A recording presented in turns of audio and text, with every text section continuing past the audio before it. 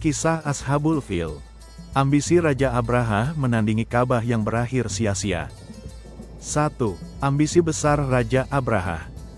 Pada masa sebelum kelahiran Nabi Muhammad, di negeri Yaman terdapat seorang penguasa bernama Abraha al-Ashram.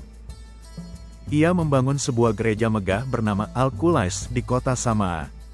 Tujuannya adalah agar orang-orang Arab berhaji ke gereja itu, bukan lagi ke Ka'bah di Makkah. Namun usaha itu gagal. Bangsa Arab tetap memuliakan Ka'bah sebagai tempat ibadah sejak zaman Nabi Ibrahim. 2. Kemarahan Abraha.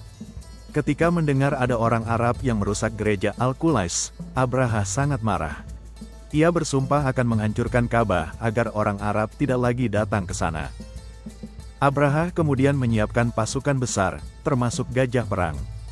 Karena itulah peristiwa ini dikenal sebagai Ashabul Fil, pasukan gajah. 3. Pasukan gajah menuju Makkah.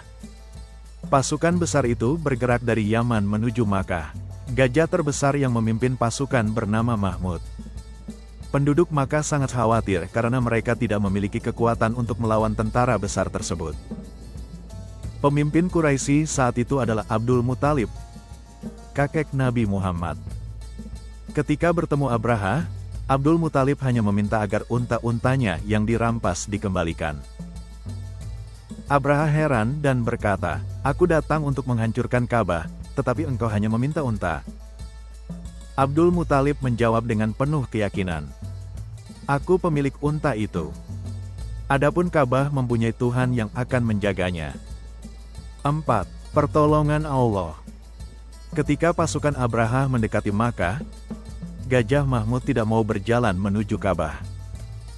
Lalu Allah mengirim burung-burung ababil yang membawa batu kecil dari tanah yang terbakar. Batu itu dijatuhkan ke pasukan Abraha sehingga mereka hancur dan binasa. Kisah ini diabadikan dalam Al-Quran pada Surah Al-Fil. 5. Akhir tragis Abraha. Pasukan Abraha hancur berantakan. Abraha sendiri pulang dalam keadaan sakit parah, hingga akhirnya meninggal. Peristiwa ini terjadi pada tahun gajah, yaitu tahun kelahiran Nabi Muhammad SAW. Pesan moral kisah Ashabul Fil. 1. Kesombongan manusia tidak akan mengalahkan kekuasaan Allah. 2. Allah mampu melindungi rumahnya dengan cara yang tidak terduga. 3. Keimanan dan tawakal seperti Abdul Muthalib adalah teladan bagi umat.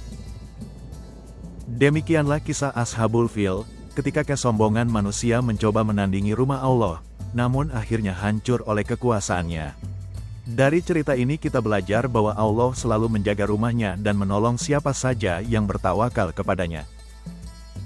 Semoga kisah ini bisa menambah keimanan dan menjadi pelajaran bagi kita semua.